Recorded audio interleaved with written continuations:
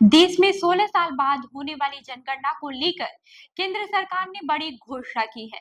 इस बार की जनगणना खास इसलिए है क्योंकि यह पहली बार पूरी तरह से डिजिटल माध्यम से कराई जाएगी और इसमें हर व्यक्ति को अपनी जात बताने का विकल्प भी दिया जाएगा। यानी सन 1931 के बाद ऐसा पहली बार होगा जब जातिगत जनगणना को आधिकारिक तौर पर शामिल किया जा रहा है।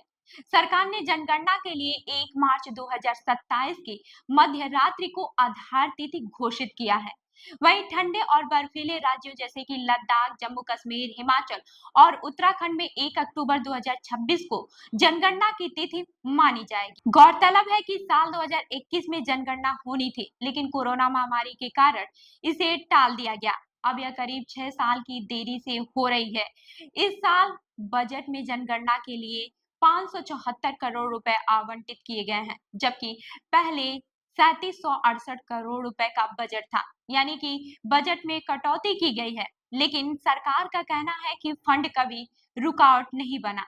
वहीं जनगणना के जरिए सरकार को देश के नागरिकों की सामाजिक, आर्थिक, शैक्षिक और जातीय स्थिति का सटीक डाटा मिलेगा। इससे नीतियां बनाने, योजना तय करने और आरक्षण जैसे संवेदनशील मुद्दों पर निर्णय लेने में आसानी होगी। हालांकि इस बार की जनगणना का असर महिला आरक्षण और परिसीमन जैसे अहम मुद्दों पर पड़ेगा। संसद में पारित महिला आरक्षण कानून कहता है कि आगामी जनगणना के आंकड़े आने के बाद ही परिसीमन किया जाएगा और फिर महिलाओं को 33% आरक्षण मिलेगा। ऐसे में 2027 की जनगणना महिला आरक्षण लागू करने का पहला चरण साबित होगी। इसी तरह परिसीमन भी 2027 की जनगणना के आधार पर होगा, लेकिन दक्षिण भारत के कई राज्यों ने विरोध जताया है कि सिर्फ जनसंख्या के आधार पर सीटों का बंटवारा करना उनके लिए नुकसानदायक होगा, क्योंकि वहां जनसंख्या नियंत्रण बेहतर ढंग से किया गया है। गृह मंत्री अमित शाह ने आश्वासन दिया है कि परिसीमन प्रक्रिया में